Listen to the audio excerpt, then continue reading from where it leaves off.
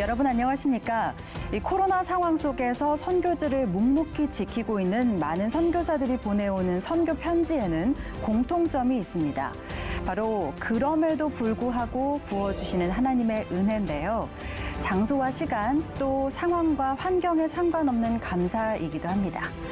은혜가 있어 감사한 것이 아니라 감사하니까 은혜가 부어진다는 선교지의 고백이 바로 지금 우리의 고백이 됐으면 좋겠습니다. 선교에 관한 모든 이야기, 선교는 지금, 오늘 순서 시작합니다.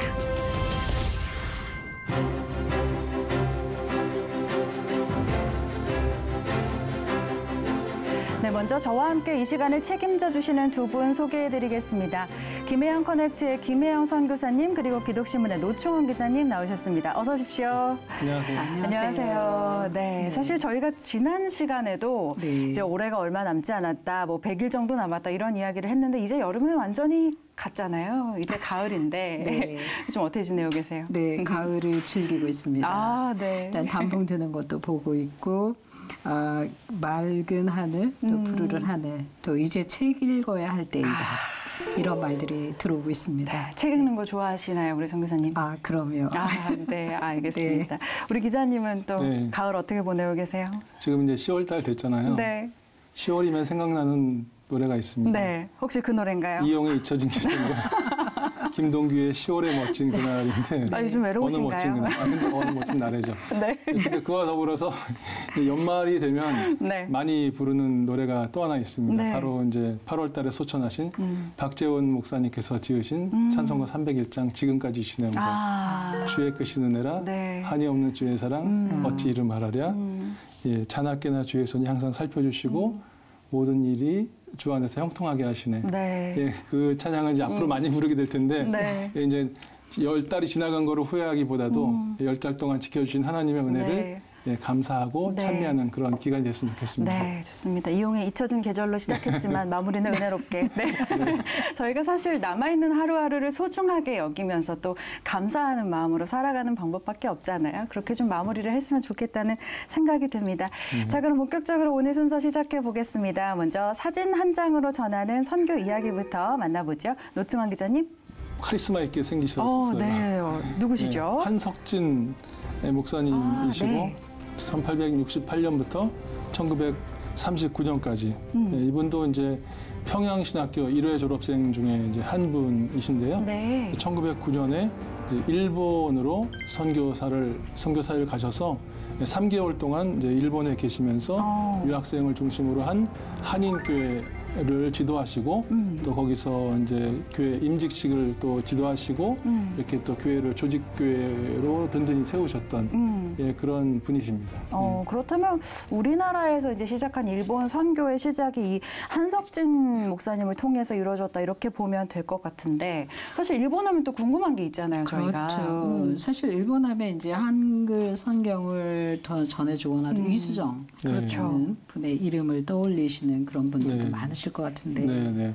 이제 지난 시간에도 저희가 얘기했지만 이제 일본, 뭐 하와이, 뭐 또는 시베리아, 만주, 또 간도 이런 데들 많이 이제 가셨는데 일본 같은 경우는 이제 최초의 그 선교 사역을 하신 분은 이수정 선교사로 알려져 있고 1883년부터 그러니까 주일학교, 요리문답 주일학교 그리고 성경연구반 이런 것들을 이제 사역을 하시면서 이것이 이제 나중에 한인교회로 발전하는 기틀을 이제 마련을 하셨고요. 한석진 목사님은 그러니까 이제 평양 우리 총회, 그 당시 이제 노회죠. 동노회에서 보낸 이제 일본의 공식적인 선교사인데 아까도 말씀드렸지만 3개월 동안 이제 사역을 하셨습니다. 그러니까 이제 이수정 선교사 같은 경우는 한국교회 정식 파송을 받았던 것은 아니고 한국교회 정식 파송을 받은 것으로 치자면 우리 한석진 선교사님이 일본 선교의 최초다 이렇게 볼 수 있는 거네요. 이제 이수정님은 신사유런단에 끼어서 이제 가셨다가 거기서 그 이듬해부터 이렇게 유학생을 중심으로 이렇게 사역을 이제 하신 거고요. 이제 노회에서 그러니까 총회에서 파송하신 분은 이제 한석진 목사님이신데 어쨌든 이제 그 일본 같은 경우는 또 이제 유학생 중심으로 사실 우리가 1919년에 뭐 이팔 독립운동이라든지 이런 것들을 할 때 유학생들이 굉장히 중요한 역할을 했는데 이분들이 가 있지만은 그분들의 어떤 그 열정이랄까 이런 것들을 엮어낼 수 있는 이제 영적인 지도자가 이제 필요했던 거죠. 그래서 한석진 목사님께서 이제 파송된 것으로 알고 있고 그 이후에 이제 1912년, 14년, 17년 계속해서 일본으로 선교사님들을 이제 파송을 하십니다. 그리고 이제 특이할 것은 한석진 목사님은 사실은 예, 그 연합운동과 교회일치운동에 굉장히 이제 노력을 하셨던 분이고 제6대 그 교단 총회장도 하시고 그리고 이제 한국 NCC 회장도 하신 네. 그런 특이한 경력의 소유자이십니다. 네, 사실 당시에는 이제 사회적으로도 또 경제적으로도 많이 쉽지 않은 그런 상황이었을 텐데 그런 상황 속에서도 이렇게 다른 나라 또 선교를 위해서 애쓰신 흔적들을 보면 또 마음이 뭉클해지는 그런 부분인 것 같습니다. 자, 좋습니다. 이번에는 김혜영 선교사님이 가져오신 사진을 한번 볼까요? 어떤 사진이죠? 네, 저는 이제 지난 9월 1일부터 네. 시행된 이제 미국 텍사스주에서 낙태 금지법에 대해서 네. 사람들이 시위하는 장면이 담긴 사진입니다. 네. 그렇군요. 야, 네. 격렬하게 지금 시위를 하고 있는 네. 장면이 담긴 거네요. 그렇죠. 지난달부터 이제 미국 텍사스주에서는 낙태 금지법이 시행되었어요. 그래서 미국은 워낙 이제 다양한 법 종류들이 주마다 다르게 적용이 되고 그렇죠. 있거든요. 그런데 텍사스주는 이제 몇 개 남지 않은 기독교적 가치를 추구하고 있는 그런 주입니다. 네. 그래서 지난 9월 1일 발효된 낙태 금지법은 이제 종전에 시행된 그런 낙태 금지 시기를 현행, 그러니까 20주에 네. 이제 심장 박동이 이렇게 감지가 되면 이렇게 낙태할 수 없다. 20주를 이런 기준으로 거를 보는군요. 네. 임신 6주로 이렇게 앞당겨서 더 엄격하게 이제 시행을 하게 된 거죠. 앞당겨서, 네. 그러다 보니까 이에 대한 이제 반발이 거세지고 또 이를 반대하는 사람들은 소송 안 돼 그러면서 소송도 시작했다는 내용입니다. 그야말로 찬반이 굉장히 격렬한 그렇죠. 격렬하죠. 그런 현장을 네. 담은 사진이네요. 6주면은 이제 비교적 낙태는 안 하는 것이 좋겠지만은 6주면은 강한 그런 규제를 보인 것으로는 알고 있는데요. 네. 또 이제 특별히 굉장히 보수적이라고 생각하는 게 성폭력에 의한 이런 예외적인 조항 같은 경우도 이제 허용하지 않았다는 것 때문에 논란이 되는 것 같습니다. 그렇죠. 다른 주로 이것 때문에 다른 주로 이제 원정 낙태를 하는 분들도 계시고 또 낙태 문제에서 이제 항상 등장하는 요소가 있는데 생명의 주인이 누구인가 그것을 이제 정확하게 알아야 되지 않겠는가. 당연히 기독교인 저희는 생명의 주인이 누군지 알고 있지만 비기독교 사회에서는 또 이슈가 되고 있잖아요.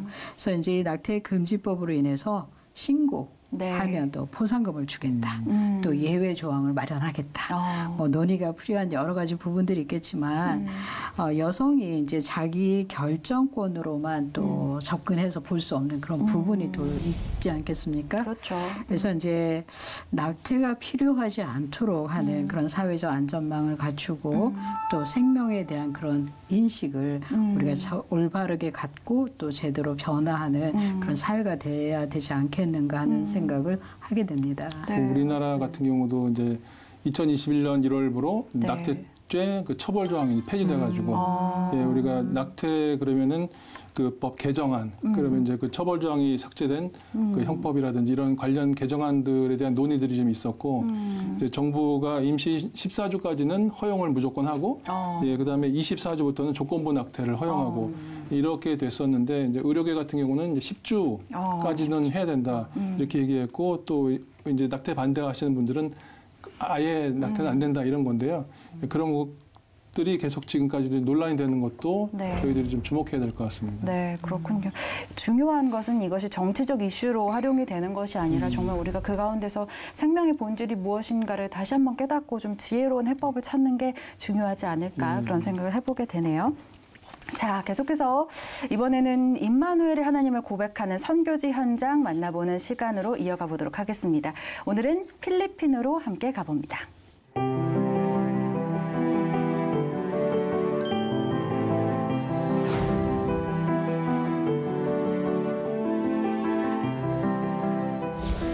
저희는 필리핀 수도 마닐라에서 북서쪽으로 약 2시간 거리에 있는 뽀락시에서 선교 사역을 하고 있습니다.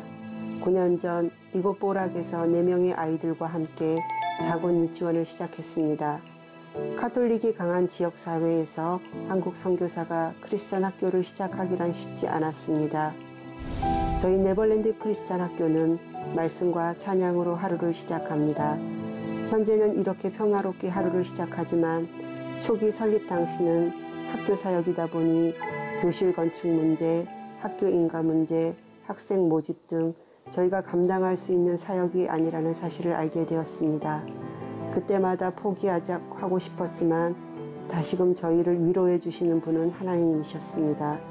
그래서 더욱 하나님만을 의지하며 선교 사역을 위해 기도했던 것 같습니다. 하나님의 은혜 가운데 지금은 300명의 필리핀 아이들이 공부하는 학교가 되었습니다. 지역사회에서는 소문난 크리스찬 학교가 되었고 어렵고 힘든 지역사회를 돕는 나눔의 학교가 되었습니다. 지금은 코로나로 학생들이 온라인 수업을 하고 있지만 이 시기를 잘 이겨내어 건강한 모습으로 학교에서 다시 만나길 기도하고 있습니다. 3년 전에 하나님의 은혜로 새 학교 부지를 구입했습니다. 학교 건축과 교육 사역을 도울 수 있는 후원자들을 위해 기도하고 있습니다. 9년 전에 지역사회에서 알아주지 않았던 이름 없는 작은 유치원이 지금은 300명의 학생이 공부하는 학교가 되었고 더 많은 크리스찬 리더자를 양육할 수 있도록 하나님께서 새로운 학교 부지도 주신 기적의 사건은 교사들과 학생들, 학부모님들 모두가 하나님의 살아계심을 믿고 있다는 사실에 정말 감사할 뿐입니다. 저희 사역의 기도 제목은 많지만 지금 우리 앞에 처해 있는 코로나 시기가 안전하게 지나가는 것입니다. 그리고 사람을 키우는 교육 선교를 위해 교실 후원자와 기도의 동역자를 위해 기도하고 있습니다. 저희 네버랜드 크리스찬 학교를 위해 기도해 주시기를 부탁드립니다. 네, 이 선교지에서 가장 필요한 건 앞서 보신 것처럼 미래를 위한 교육 사역을 또 빼놓을 수 없을 겁니다.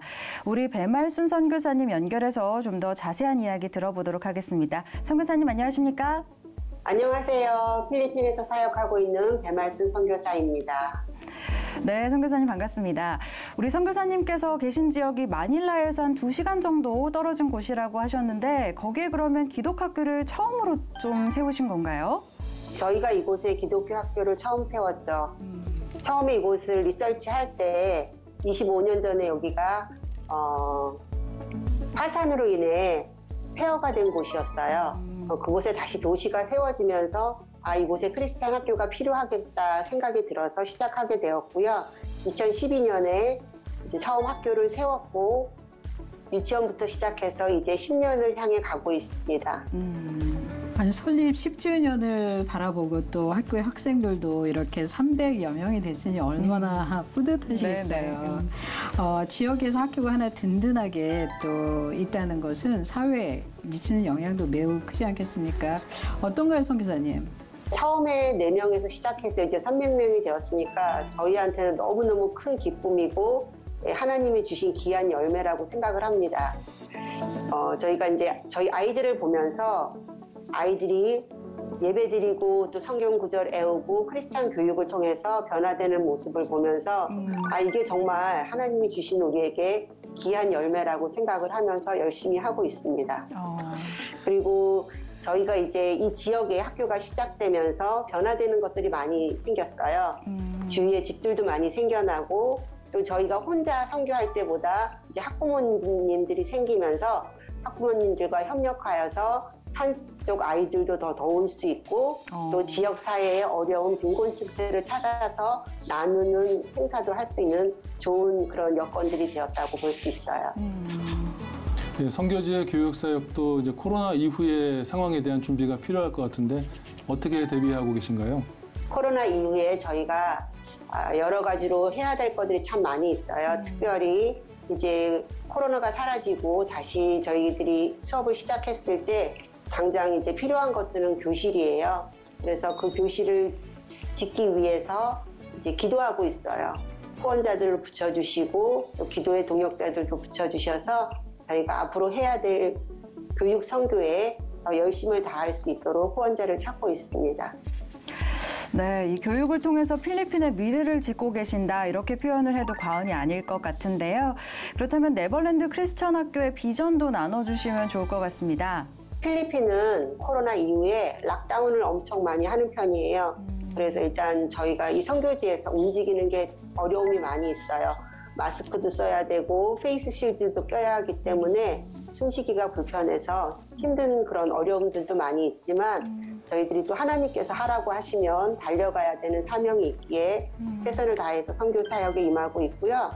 저희 학교의 비전은 우리 아이들을 통해서 부모님들이 변화되고 또 부모님들을 통하여서 이 필리핀이 변화되는 것이 저희의 선교 사명입니다. 또한 저희는 우리 선생님들을 보면서 선생님들이 저희 학교에 들어와서 크리스찬으로 변화되고 또 선생님들이 변화됨으로 인하여서 아이들에게 선한 영향력을 미치고 있어요. 그래서 그거를 통해서 이 필리핀이 더 변화되고 또 하나님의 나라를 만들어가는 그런 귀한 사역이 되기를 기도하고 있습니다. 네, 이 아이들을 통해서 부모들이 변화하고 또 부모들이 변화해서 필리핀 사회를 변화할 수 있도록 하는 게 비전이라고 말씀하셨는데 이 네버랜드 크리스천 학교를 통해서 우리 필리핀의 미래를 책임질 리더들이 많이 배출될 수 있도록 저희도 함께 기도하도록 하겠습니다. 정 이사님 오늘 말씀 감사합니다. 감사합니다. 네, 필리핀의 배말순 선교사와 이야기 나눠봤습니다.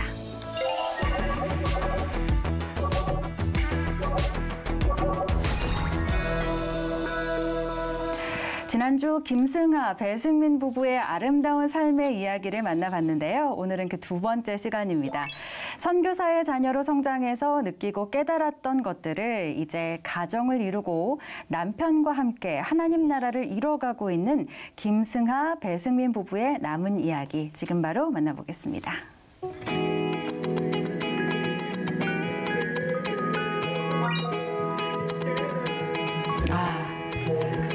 마주보고 앉으셔서 꽃 나눔 사역하시는 거기에 메시지를 적으시나 봐요. 매주 저희는 50명에게 복음을 전하고 매주 저희는 편지를 쓴다고 막 얘기를 또 할 수 있겠지만 사실은 아내랑 저는 한 장이라도 덜 쓰려고 막 티격태격 할 때도 있거든요. 아내 26장 쓰게 하고 저는 24장 쓰고 막 그럴 때도 있을 만큼 저희 되게 부족한데 그럼에도 결국에는 항상 그 같은 시간대에는 같은 마음으로 모이거든요. 아내랑 저랑. 그 시간이 참 좋은 것 같아요. 우리가 어떤 목적과 목표 없이 부부가 같이 사는 게 아니라 정말 행복하고 허무함이 없는 목표라고 해야 될까요? 그런 목표를 가지고 우리가 삶을 살아간다는 것 자체가 아내랑 그거를 같이 하고 있어서 한 이 사역은 정말 부부와 함께하면 더 좋다. 그러게요. 자, 이게 그냥 꽃을 나눠주는 것도 일인데 저렇게 한 장 한 장 메모를. 악기나 이런 걸 다 잘해. 그러니까. 이게 당신은 목소리가 아프잖아. 그 와중에 참 달달한 두 분께서 유달리 이 영상에 말씀이 없으신 것 같습니다. 교회 흑인 쪽에 하신단 말이야. 근데 거기에서 반주해. 한 분은 되게 신기한 일이 있었는데 갑자기 저희 인스타그램으로 이제 저희 이거 사랑한 송이를 받으신 거를 찍어서 올려주시고 DM으로 이제 막 이렇게 글을 쫙 길게 적어주셨어요. 그래서 이제 유심히 읽어봤는데 그분이 직접 꽃을 받은 게 아니라 직접 꽃을 받은 게 아닌데 위로가 저에게 너무 큰 위로가 되어서 감사 인사를 전하려고 이렇게 DM을 드립니다 라고 적어주셨더라고요. 그래서 제가 너무 궁금해서 저희한테 직접 받으신 게 아니면 어떻게 받으셨냐라고 여쭤봤는데 그냥 길 가다가 벤치 위에 올려져 있었대요, 이 꽃이. 근데 너무 눈에 띄어가지고 거기에 있는 편지를 읽었는데 너무 위로가 됐다는 거예요. 그래가지고 저한테는 정말로 하나님이 우리가 생각지도 못하는 방향들로 이렇게 많은 사람들한테 지금 다가가고 계시구나를 크게 깨닫게 됐던 것 같아요. 왜냐면은 그 사람한테 직접 전한 것도 아닌데 어찌하여 그 사람이 거기에 놓여져 있는 걸 딱 그 시간에 그렇게 봤을까, 그리고 또 그게 그 사람한테 위로가 됐을까를 생각하면은 우리가 이 꽃을 누구한테 주던 상관없이 이게 또 다른 사람한테 통해 또 흘러갈 수 있지 않을까, 그렇게 생각을 하면은 또 되게 신기하고 감사한 것 같기도 하고. 사람이 어떤 일을 해도 하나님께서 또 그 일을 하나님 역사 가운데 이끌어 가시니까요. 예쁜 보라색 꽃을 이번에는 선택하셔서 또 네, 포장을 하고 계시네요. 좀 비용도 많죠. 일단 어렸을 때는 저도 다른 선교사님 자녀들이랑 다를 거 없이 되게 제 자신에 대한 그리고 제 정체성에 대한 고민들을 많이 했었던 것 같아요. 나는 과연 무엇일까? 남아공에서도 남아공 사람답지 않게 생겼고 이제 한국에 잠깐 뭐 들어올 상황이 있으면은 한국에서도 저는 한국인이 아닌 것 같았거든요. 그리고 이제 선교사 자녀로서의 그런 이미지를 항상 갖추어야 된다는 부담감을 가지고 있었어요. 근데 어렸을 때는 그러한 부담감을 가지고 있다가 이제 조금 더 철이 들고 부모님께서 하시는 일이 하나님의 나라를 위한 것이었구나라는 큰 깨달음이 있은 이후로부터는 진짜로 이게 감사해야 하는 일이라는 것을 깨닫고 그 이후로부터는 항상 저도 부모님이 걸으셨던 그 길처럼 나도 선교를 하고 싶다라는 생각을 하게 된 것 같아요. 참 저게 쉽지 않은데 그렇죠. 하나님께서 네. 또 만져주시고 또 저들을 선교사로 또 쓰시는 것 같아요. 빨리 정신 차린 경우. 다행인 거죠? 하나님 아버지 감사합니다. 오늘도 저희를 이 길거리에 하나님의 복음을 들고 나오게 하여 주셔서 감사합니다. 담대한 마음 허락하여 주셔서 이 거리를 지나는 수많은 자들에게 하나님의 복음이 전달되게 하여 주시옵소서. 모든 것 주님께 맡겨드리오며 거룩하신 우리 주 예수 그리스도의 이름으로 감사하며 기도드립니다. 네. 참 저게 근데 사실 굉장한 용기가 필요한 일이잖아요. 그렇죠. 네. 그리고 또 하나는 그전에는 왜 이렇게 빵을 나눠주거나 물티슈를 나눠주거나 하잖아요. 수준이 사랑한 송이 받아가세요. 선물로 나눠드리고 있어요. 선물이에요. 하나 받아가세요. 뭐예요? 저희가 매주 50분에게 나눠드리는 건데. 맞아요. 그리고 요즘은 사실 저렇게 준다고 해도 그러니까요. 꺼리는 사람들이 많으시잖아요. 네. 우리가 워낙 기브앤테이크에 익숙해가지고. 그렇죠. 하나님께서 이 사역을 되게 오랫동안 기다리셨구나를 첫 주부터 저는 느꼈었던 것 같아요. 근데 그 이유는 거의 대부분 다 저희가 찬양을 틀어놓는데도 듣지 못하고 그냥 지나가시는 분들이 많거든요. 근데 그 뒷모습을 보면서 기도를 할 때 정말로 하나님이 그럼에도 불구하고 나는 너를 사랑한다라는 마음을 그들에게도 하는 것 같아서 네, 되게 은혜가 되는 것 같아요. 그럼에도 불구하고 부어주시는 은혜. 사람들의 일상이 지나가는 곳에 찬양이 이렇게 흐르고 있는데 사실 많은 사람들은 귀 기울여주지 않지만 받아가세요. 선물이에요. 무료로 나눠드리고 있어요. 네, 받아가셔도 돼요. 사랑한 송이 받아가세요. 선물입니다. 좋은 하루 보내세요. 저런 게 누군가에게는 굉장히 위로가 되고 그렇죠. 치유가 되고. 위로가 되길 바랄게요. 안녕하세요. 사랑한 송이 받아가세요. 선물이에요.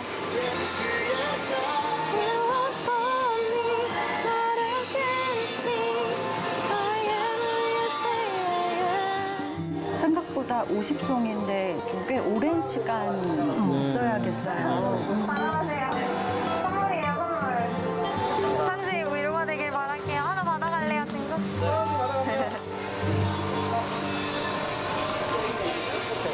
왜 이거를 이 사람들이 거저줄까?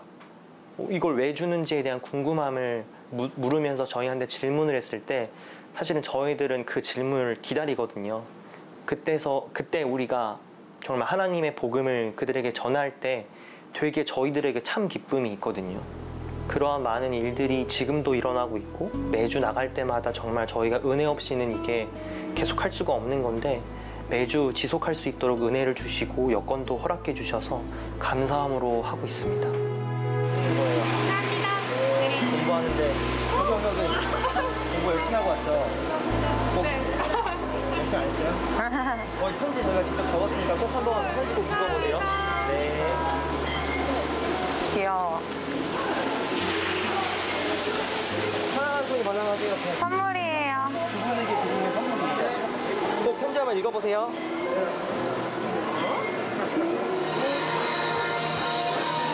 이 다 했네. 이것만 하면 되네. 금방 끝난다.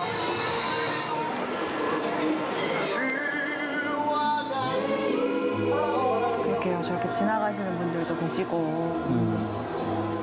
나는 막연하게 우리는 선교 가자, 선교 가야지가 아니라 우리가 지금 이 자리에서 당장 할 수 있는 게 뭔지 생각을 하다 보니 이렇게 또 저희가 사역을 하게 된 것 같고 또 그 사역을 하나님이 기뻐하시는 것이 저희에게는 확신이 있거든요. 그래서 지금 이미 우리는 그 비전을 같이 이루고 있는 중이고 또 앞으로의 비전을 기대하고 있는 것 같아요. 이거 마지막 한 송이 당신이 해주세요. 커플해적을 줘야 되는 거예요. 이거 누구한테 갈까? 아니. 안녕하세요. 사랑하는 송이 받아가세요. 선물이에요. 어머니 드세요, 어머니. 편지 한번 읽어보세요. 사랑한 송이입니다. 끝. 기도하자. 기도할게요. 사랑의 하나님, 오늘도 참 감사합니다. 하나님께서는 언제나 저에게 힘을 주시고 은혜를 부어주셔서 이렇게 매주 사랑 한 송이를 전할 수 있게 해주심에 정말 감사드립니다. 오늘 저희는 꽃만 전했으니 하나님께서 그들의 마음에 그 씨앗이 잘 자랄 수 있도록 은혜를 부어주시옵소서. 오늘도 너무 감사합니다, 주님. 예수님의 이름으로 기도드립니다. 아멘. 감사합니다. 아멘. 고생했습니다. 갑시다. 드디어 사랑 50송이가 다 사람들에게로 갔네요. Let's go. 왜 가족도 물론 중요하고 살아가는 것도 물론 중요하지만 지금 와서 생각을 해보면은 그게 가장 가치 있다는 거를 알고 계셨기 때문에 그런 선택을 하셨던 게 아닐까 싶고 그게 정말로 맞는 길이고 진리라는 걸 저도 깨달았기 때문에 그 삶을 살고 싶은 거거든요. 그래서 저도 남편이랑 꼭 이제는 뭐 굳이 해외에서 사역을 하는 것이 아니더라도 한국에서 계속해서 이렇게 사랑 한 송이 사역을 이어나가면서 저희 사역을 점점 더 넓혀가면서 선교자의 삶으로 살아가고 싶습니다.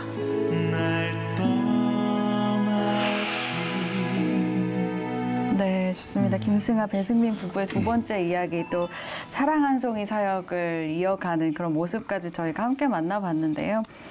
어떻게 보면은 이 사랑 한 송이를 전해주지만 받지 않고 결국 지나가는 사람들의 뒷모습을 통해서 하나님의 마음을 보게 되는 것 같아요. 이 부부의 눈에 그게 들어오지 않았을까라는 생각이 드는데 우리 기자님 어떻게 보셨어요? 사실 또 신혼부부라 굉장히 풋풋해서 부러운 마음도 조금은 있으셨을 것 같은데. 사실은 좀 더 살아봐라 뭐 이런 생각도 좀 있었긴 있었는데 좀 더 살아봐라. 근데 이제 굉장히 찔렸던 게 야, 나도 처음부터 저렇게 결혼 초창기부터 헌신된 마음으로 선교하고 또 전도하고 함께 이렇게 했으면 참 좋았겠다. 저분들은 어쨌든 앞으로 어떤 어려움도 잘 이겨내리라 믿고요. 하나 문득 생각난 게 하나 있어요. 뭐냐면은 제가 이제 취재를 하다 보면은 MK가 당하는 어려움들이 잘 안 알려져 있어요. 근데 사실은 그 굉장히 심각하거든요. 그래서 저런 분들이 이렇게 있다는 게 모델이 되고 우리 MK 분들을 힘내셔서 저런 선배들처럼 뭐라 그럴까 하나님 기뻐하시는 삶을 꼭 살아내시기를 바라겠습니다. 네, 어떻게 보면 MK로 이렇게 자라난 젊은이들의 좋은 롤모델이 될 것 같다라는 생각도 드는데 우리 선교사님은 또 어떻게 보셨어요?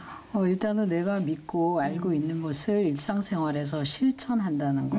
더군다나 이렇게 밤거리에서 하나님 알지 못하는 사람을 대상으로 그렇죠. 이렇게 실행한다는 것은 정말 큰 용기가 필요한 일이거든요. 그래서 그런 측면에서 저는 정말 큰 박수를 보내고 싶어요. 네. 그러면서 저 장면을 보면서 아 저기에는 돈이 오고 가지 않는구나. 의도가 오고 가지 않는구나. 그러나 나를 사랑하신 하나님의 사랑을 전하고 싶어하는 그 마음이 거기에 이렇게 쭉 흐르고 있어서 너무 고마웠어요. 네. 네. 또 그 모습이 참 풋풋하고 아름답기도 했고요. 우리 맞아요. 또 오늘 노 기자님 말씀해 주신 것처럼 사실 MK 자녀들이 참 어려운 상황 속에 있잖아요. 나의 정체성의 혼란 이런 것들이 있는데 우리가 또 이 시간을 통해서 그들을 위해서 선교사 자녀들을 위해서 다시 한번 좀 기도하고 관심을 가져야겠다라는 생각도 하게 됩니다. 근데 정말 아름다운 부부를 2회에 걸쳐서 만났는데요. 이분들이 전하는 꽃 한 송이, 편지 한 통이 누군가의 영혼을 흔들어서 하나님을 만나는 인생의 멋진 기적이 이루어질 거라고 믿고요. 저희도 이 사역을 위해서 함께 기도하도록 하겠습니다.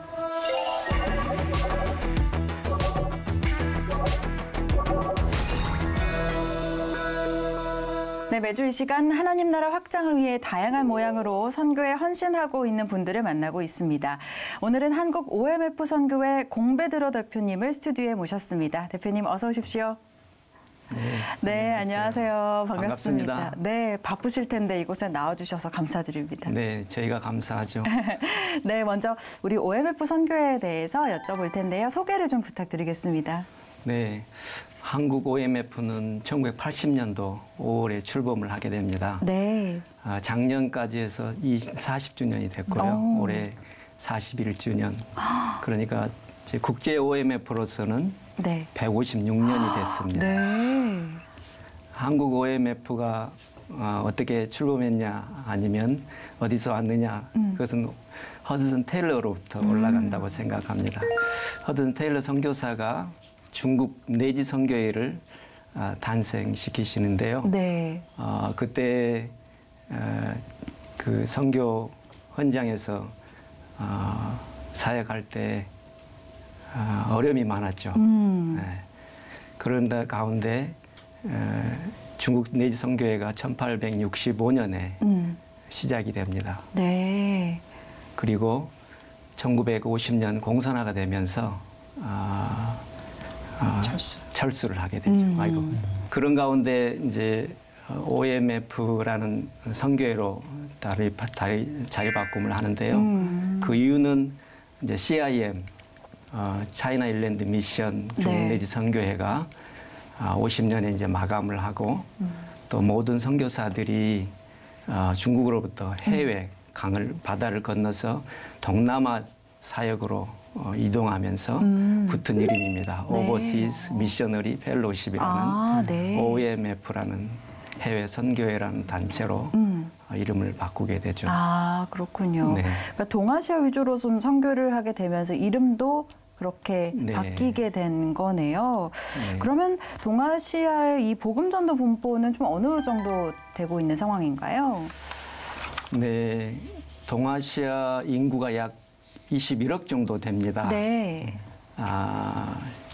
그래서 유대 문화권, 불교 문화권, 또 힌두 문화권 이렇게 나눠서 퍼센테이지가 다 다를 테인데요. 또 국가마다 또 다른 양상이 있습니다만 네. 저희 OMF가 가지고 있는 데이터로는 약 1.2% 정도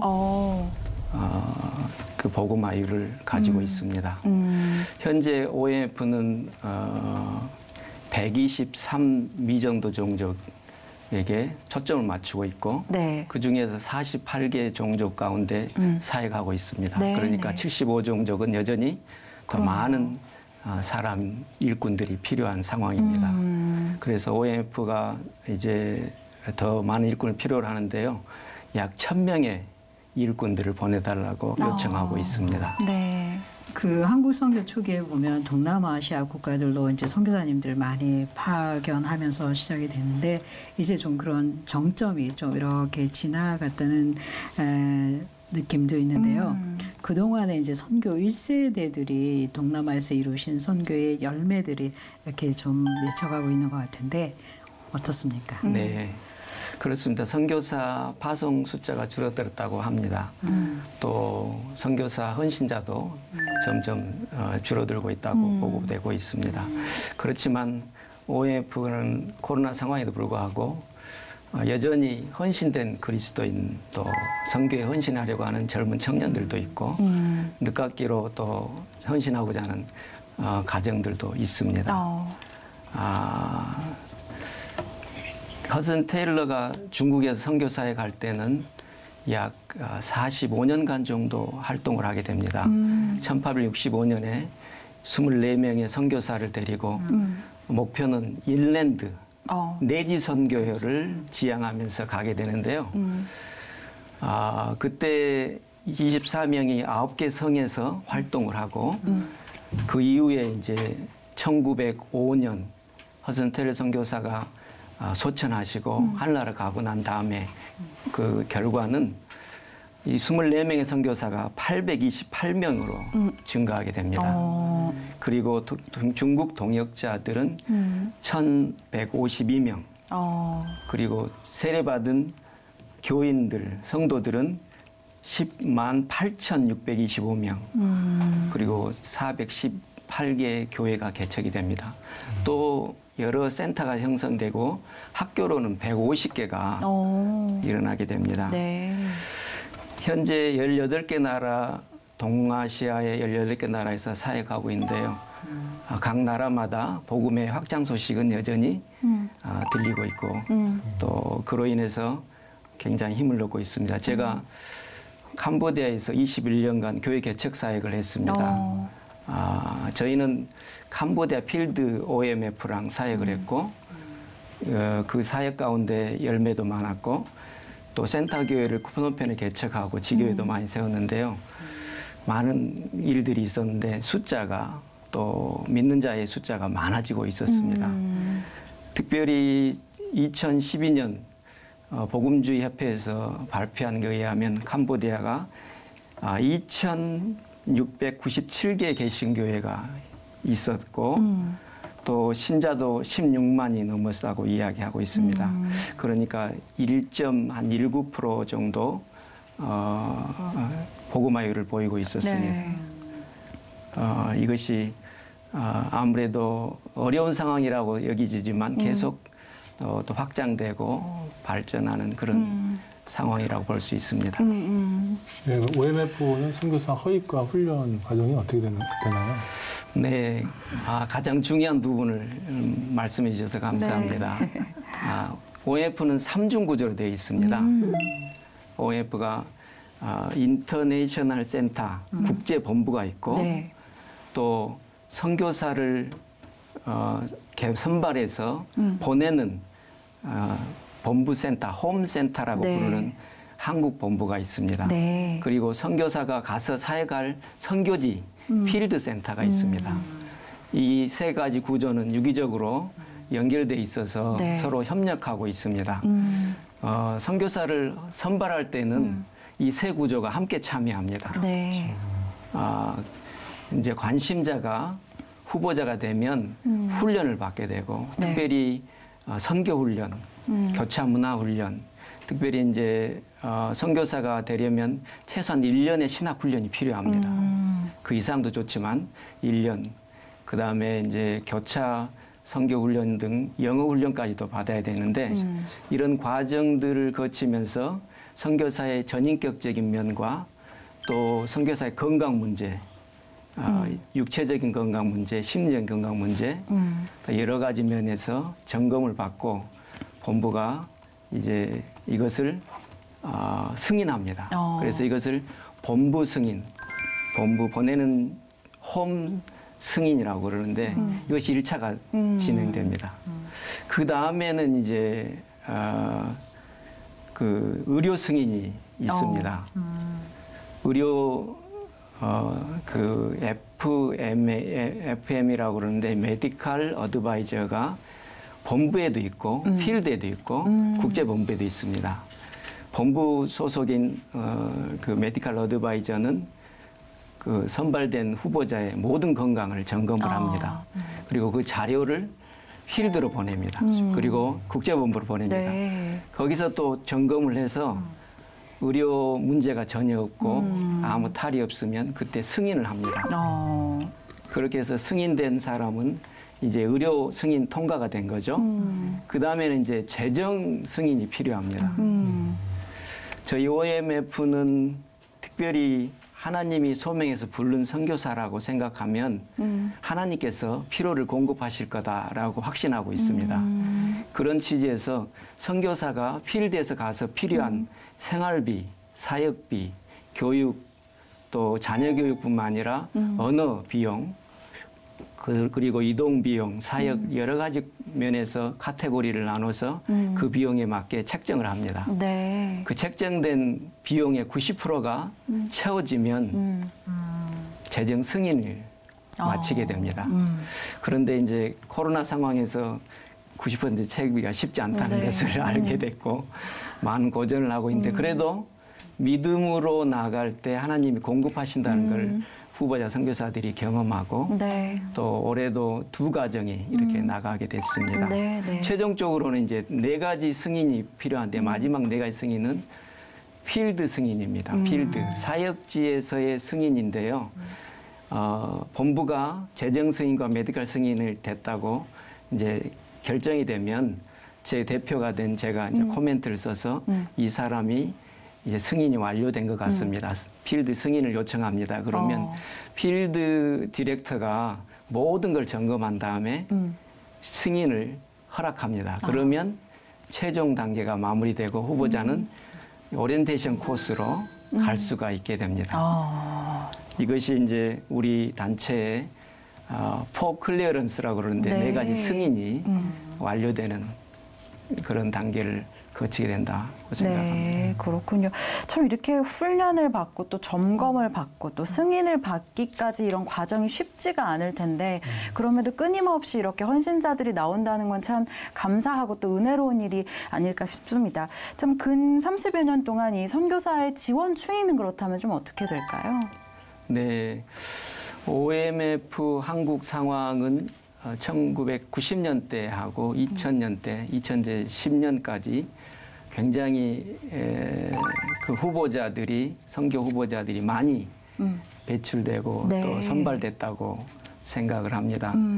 그 이후에는 이제 조금씩 연령대가 늦어지고 또 줄어드는 것은 확실히 있습니다. 그렇지만 현재 관심자와 후보자 과정에 있는 분들이 꾸준히 있습니다. 저희 단체는 평균적으로 20-30명의 관심자 후보자가 파이프를 안에 올라와 있습니다. 그리고 그중에 30-40%는 젊은 청년층이 있습니다.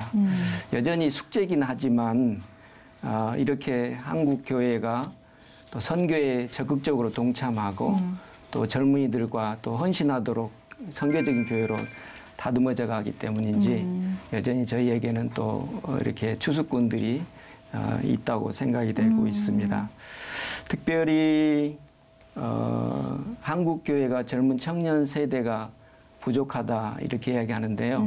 선교 상황도 마찬가지인 것 같습니다. 청년 세대, 특별히 밀레니얼과 Z세대는 더 어려운 과정이 있다고 생각이 됩니다. 헌신하는 그 MZ세대가 헌신하는 그 형태가 다른 것 같습니다. 길게 헌신하려고 하지 않고 짧게 하지만 자기가 좋아하는 것을 하려고 합니다. 그렇지만 제가 볼 때는 MZ세대는 정말 똑똑하고 또 능력이 있는 그런 세대라고 생각이 됩니다. 그래서 저희 OMF 국제본부와 모든 필드하고 한국본부 등이 굉장히 고심하고 있는 사항이기도 합니다. 어떻게 하면 젊은 청년 세대를 일으켜낼 것인지.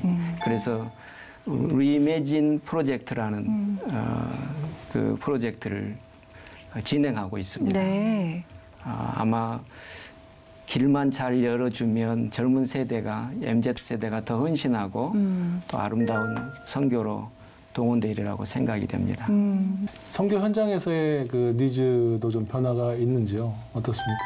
코로나 상황으로 인해서 선교지가 많이 달라지고 있는 것 같습니다.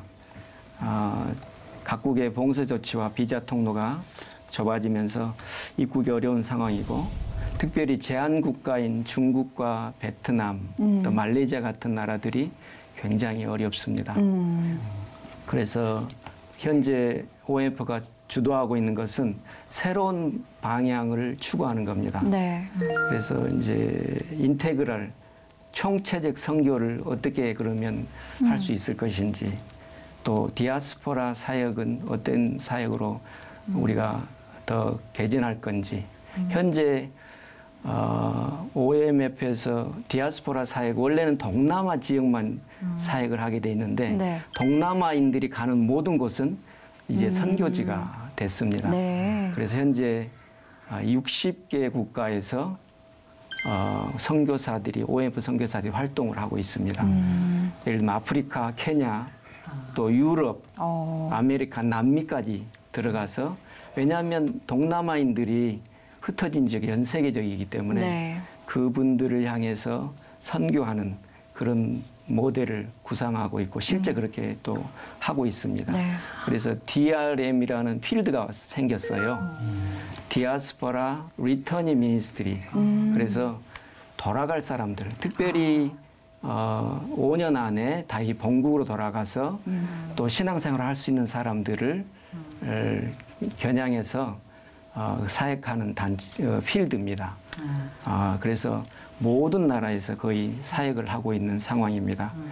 그리고 이제 마켓플레이스라고 그래서 직접 그런 상업 활동을 할 수 있는 사람들과의 파트너십, 또 직접 그렇게 또 나가도록 권장해서 사역하는 또 형태들, 또 미셔널 비즈니스라는 개념을 또 확장시켜서 어떻게 하면 더 많은 사람들이 실제적으로 가서 사역할 수 있을지 고민하고 또 그런 자리를 준비하고 있습니다. 이 말씀을 들어보니까 중국에서 시작한 사역이 이제 동남아시아에서 이제 전 세계로 확대되어 가고 있는데요. 한국 OMF가 이렇게 이제 그 가장 중요하게 여기는 가치들이 있을 것 같아요. 이 가치들을 선교 사역에 어떻게 담아내고 계시는지요? 네.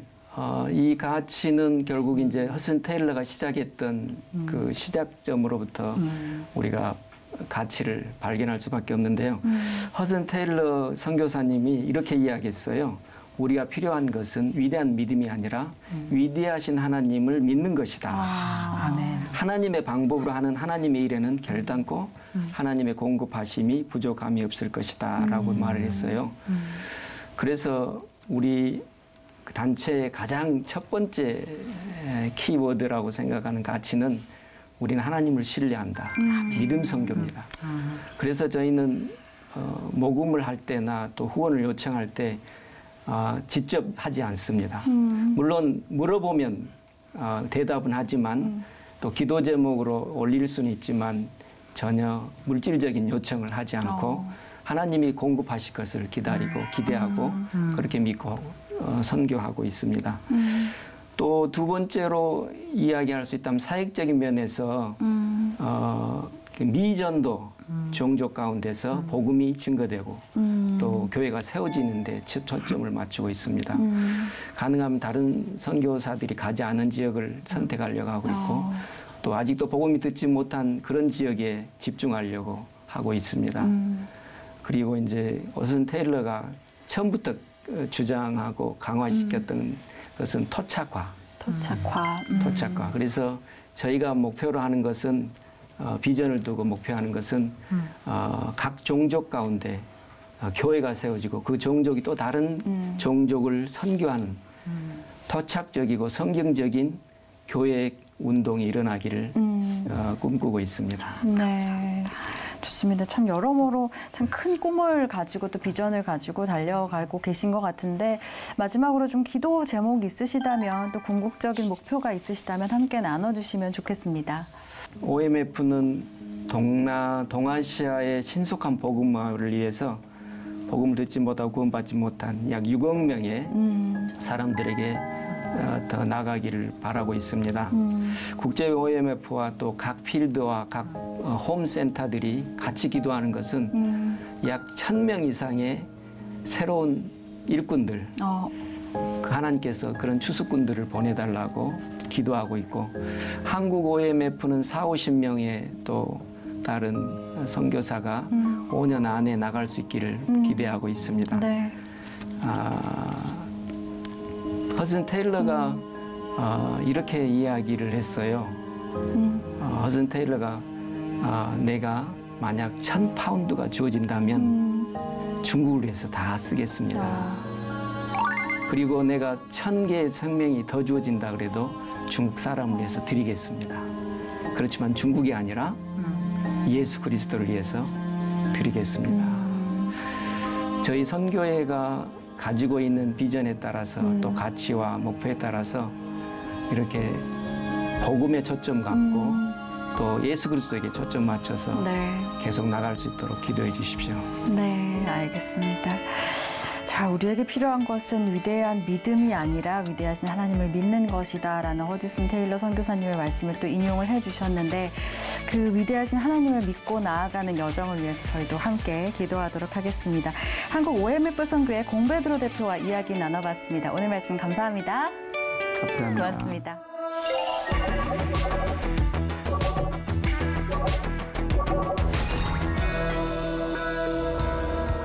네, 선교는 지금 오늘도 이렇게 마무리할 시간이 됐습니다. 자, 두 분 오늘도 함께 해주셨는데요. 오늘 어떠셨나요?